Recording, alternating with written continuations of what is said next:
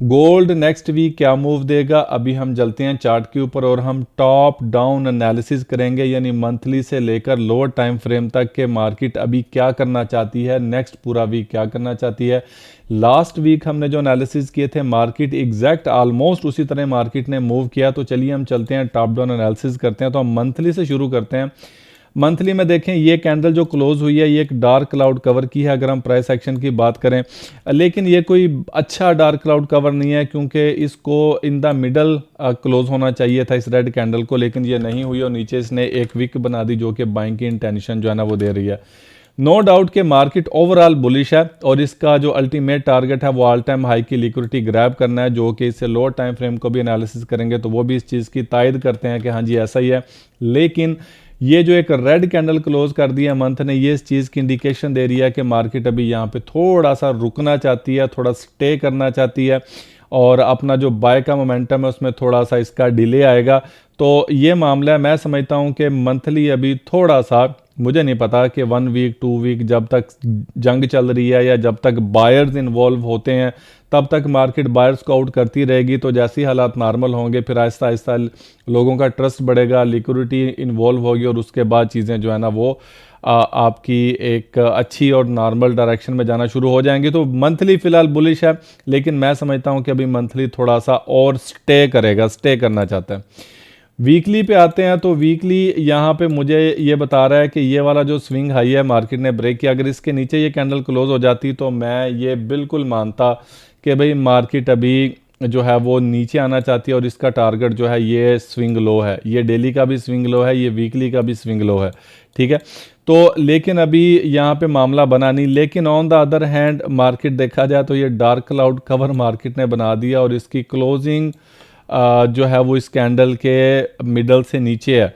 तो ये एक अच्छा डार्क क्लाउड कवर है, लेकिन उसके नीचे ये जो विक है ये हमें बहुत ही ज़्यादा क्लियरली कहानी बता रही है कि भाई market wants to go up और इसका इम्पैक्ट ये आएगा कि मार्केट अभी पॉसिबल है कि अभी एक रेंज करे, ठीक है। यहाँ पे कोई ना कोई अपनी कोई लिक्विडिटी ले, यहाँ से कोई ना कोई लिक्विडिटी ले, उसके बाद फिर ऊपर का सफ़र जो है ना वो कंटिन्यू रखे। तो देखा जाए तो इसने प्रीवियस वीक की लो भी स्वीप का रखी है और प्रीवियस वीक का हाई भी स्वीप का रखा है। तो अभी लिक्विडिटी जो है वो दोनों तरफ ग्रैब है और ऊपर से देखें तो तकरीबन ये सेलिंग का और ये बाइंग का प्रेशर बराबर ही नज़र आ रहा है। तो अभी फ़िलहाल मैं ये समझता हूँ कि मार्केट का अभी इंस्टेंटली तौर पे ऊपर जाने का इरादा बिल्कुल भी नहीं लग रहा। मार्केट जो है अभी और बायर्स को बाहर निकालेगी, लेकिन ओवरऑल इसका target of course for sure ये ऑल टाइम हाई है। मार्केट अपने ऑल टाइम हाई को टारगेट करेगी, लेकिन अभी थोड़ा सा वीकली के अंदर मैं लग रहा हूँ कि नेक्स्ट वीक जो है वो नखरा करेगी और अभी नेक्स्ट वीक इसकी रेंज करने की प्रोबेबिलिटी अभी ज़्यादा है। मैं समझता हूँ कि रिसेंट सिनेरियो को रीड करके मार्केट अभी रेंज में रहने वाली है। इसके अलावा डेली, और डेली भाई डेली मुझे एक हिंट दे रहा है और जैसा कि हमने मंथली भी बोला कि मार्केट थोड़ा रेंज करेगी, रेंज से मुराद ये है कि थोड़ा नीचे आएगी फिर ऊपर जाएगी। जाना उसने ऊपर ही है लेकिन फिर भी ऑलमोस्ट इसका ऊपर नीचे जाने का इरादा है। तो डेली मुझे ये बता रहा है कि मेरे भाई ये बैलेंस प्राइस रेंज है, मार्केट ने अभी तक उसको टैप नहीं किया और तकरीबन 3 दिन और पिछला दिन का भी ये इतना हिस्सा कैंडल का लगा है। तो मार्केट अभी एक रेंज में चल रही है, ठीक है। और मार्केट ने रिसेंटली तौर पर ये जो लास्ट डे हाई और लो था इसको भी इसने स्विंग लेवल में कन्वर्ट कर दिया। और याद रखें कि मार्केट जब रेंज करती है तो रेंज करने के बाद हमेशा एक्सपेंशन आता है। तो ये नीचे की तरफ इसने फटना है और कम से कम ये वाला इसका जो लेवल है 5000 का लेवल, मार्केट इसको टच करके और उसके बाद फिर ऊपर की तरफ जाएगी या नहीं जाएगी। या दूसरा सिनेरियो ये हो सकता है कि मार्केट ऊपर की तरफ जाए, ये बैलेंस प्राइस रेंज या ये वाला जो एक फेयर वैल्यू गैप का एरिया है या ये वाला मार्केट का जो पीओआई है, मार्केट इसको ज़रा टच करके और उसके बाद फिर नीचे की तरफ आए और अपना ये स्विंग लो लेवल ले और इस तरह करके। तो नेक्स्ट वीक में मार्केट कुछ इस तरह की मूव जो है ना वो दे सकता है। जैसा कि मैंने बोला कि मार्केट रेंज में रहेगी तो पॉसिबल है कि नीचे आए, स्विंग लो ले, फिर ऊपर की तरफ चली जाए, ये वाला जो है आपका फेयर वैल्यू गैप और बैलेंस प्राइस रेंज रहे, फिर नीचे आए, फिर नीचे की पीओआई टैप करे, फिर ऊपर जाए, फिर ऊपर की लिक्विडिटी ले। तो इस तरह का कोई मामला जो है ना वो हो सकता है। बाकी हर कैंडल एक कहानी बताती है कि उसने करना है कि ये इनसाइड कैंडल है, सेलिंग के मामले में इनसाइड कैंडल, लेकिन ओवरऑल पिक्चर देखी जाए तो मार्केट ने जो है वो ये एक कैंडल क्लोज की थी, फिर मैं समझता हूँ कि लिक्विडिटी स्वीप हो गई है तो ऊपर, लेकिन बैलेंस प्राइस रेंज का भी एक प्रेशर है, तो मार्केट अभी एक रेंज में रह सकती है। अब जब तक इस फेयर वैल्यू गैप के अंदर कोई कैंडल क्लोज नहीं हो जाती या इसकी लिक्विडिटी स्वीप नहीं हो जाती, हम कोई भी क्लियर पिक्चर करने से हम कासर हैं। तो बहरहाल जब तक मार्केट इस एरिया के अंदर ना घुस जाए, इससे नीचे या इसको स्वीप ना कर ले, मैं समझता हूँ कि मार्केट अभी एक रेंज में ही रहने वाली है और हमारे पास रेंज का काफ़ी बड़ा एरिया अभी अब मौजूद है। अभी हम चलते हैं H4 के अंदर। तो H4 हमें कहानी क्या सुना रहा है? H4 हमें देखें, H4 हमें कहानी मुख्तलिफ किस्म की सुना रहा है। H4 देखें, यहाँ पे H4 भी अभी रेंज में ही है जब तक ये रेंज तोड़ नहीं देता, ऑफ कोर्स फॉर श्योर। अब ये देखें यहाँ पर आपको क्या नज़र आ रहा है, यहाँ पर आपको सेलिंग नज़र आ रही है बड़ी तगड़ी किस्म की, नो डाउट कि ये स्वीप हुई है, ठीक है। इसके बाद देखें यहाँ पे गैप आया और मार्केट ने निगेट करके सेलिंग का फेयर वैल्यू गैप बना दिया जो कि ब्रेक अवे था।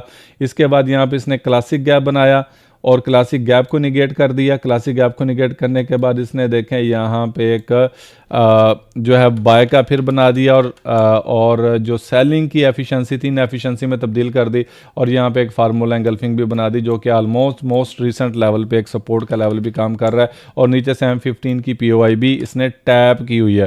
तो बेहतर H4 के एनालिसिस के लिए मैं आपको पेपर स्टोन में ले चलता हूँ जहाँ पे मैंने अपना सब कुछ जो है ना वो मार्क करके रखा हुआ है। तो यहाँ पर अभी क्या है, यहाँ पर चीज़ें जो हैं वो अभी बुलिश की तरफ नज़र आ रही हैं। ये क्लासिक गैप बना हुआ है तो मंडे को जब मार्केट ओपन होगी तो हम देखेंगे, लेकिन मेरा मानना स्टिल अभी मेरा मानना यह है कि मार्केट अभी रेंज में करेगी और ये रेंज में ही अभी रहने वाली है। पॉसिबल है कि बैलेंस प्राइस रेंज को ले फिर उसके बाद नीचे आए और अपनी कोई ना कोई POI डन करे या लोअर टाइम फ्रेम के अंदर कोई POI डन करे, फिर उसके बाद ऊपर की तरफ अपना सफ़र जो है कंटिन्यू रखे या नीचे की तरफ सफ़र जो है ना वो कंटिन्यू रखे। तो H4 मुझे ये कहानी बता रहा है, H4 भी रेंज में रहने वाला है। H1 क्या कहता है मेरे भाई? H1 बड़ा क्लियरली इसकी इंटेंशन नीचे की जाने की है। H1 मुझे ये बता रहा है कहानी कि फ़िलहाल market has to come down और इसकी अभी मोस्ट रिसेंट लेवल को देखा जाए तो मार्केट की इंटेंशन जो है फर्स्ट हैंड 5126 तक मार्केट के आने के बड़े ही अच्छे चांसेस है। 5126 यहाँ तक आएगा मार्केट, ठीक है, और 5126 तक आने के बाद फिर चीज़ें जो है ना वो और सिमत में जाएंगी। यहाँ पर देखें अब मार्केट ने एक बाय का गैप बनाया लेकिन उसको निगेट कर दिया। यहाँ पर कोई ऐसा कोई चांस था ही नहीं कि मार्केट जिसको देखे, यहाँ पे एक POI थी, देखें इस POI को भी मार्केट ने ले लिया और यहाँ पर इस POI को भी स्वीप कर दिया जो कि ओल्ड एक स्विंग हाई है। तो यहाँ पर मार्केट को मेरा ख्याल है कि हर सूरत 5126 तक आना चाहिए और उसके बाद देखेंगे कि ऊपर की तरफ मामले क्या बनते हैं। अभी M15 हमें क्या कहता है? M15 कह रहा है कि मेरे भाई यहाँ पर हमारे पास मामलात ज़िंदगी कुछ अजीब से ही हैं। तो ये बाइंग दिखा रहा था मार्केट, ऑफ कोर्स वो बाय जाना था तो उसने वो बाय अपनी निकाल भी दी और अभी मोस्ट रिसेंट सिचुएशन जो है वो अभी 15 मिनट की भी मुझे ऐसा लग रहा है कि मार्केट थोड़ा सा रिट्रेस जो है ना वो ले सकता है और उसके बाद ऑफ कोर्स हम लोअर टाइम फ्रेम के अंदर जाएंगे तो हमारे आगे एंट्री मॉड्यूल्स जो है ना वो शुरू हो जाते हैं। तो ओवरऑल जो है मैं समझता हूँ कि मार्केट अभी एक इंटेंशन में है, एक रेंज की मार्केट इंटेंशन में है इस लेवल को होल्ड करने की। तो नेक्स्ट वीक हमें एक रेंज देखने को मिल सकती है। ओवरऑल मार्केट की बायस जो है वो बुलिश है, लेकिन चूंकि ये वार है, बायर्स बहुत ज़्यादा इन्वॉल्व हैं तो एनीथिंग कैन हैपन। तो आप जो है वो अपना कैपिटल जो है वो रखें, आपको स्कैल्प करना है, आपको एक्सटर्नल लिक्विडिटीज़ की बजाय आपको इंटरनल लिक्विडिटीज़ जो है ना वो प्ले करनी है और इसी तरह आपने अपना जो है वो इंटरनल लेवल्स देखें, इंटरनल लेवल्स ही हमारे पास 100 ऑफ पिप्स बन रहे हैं।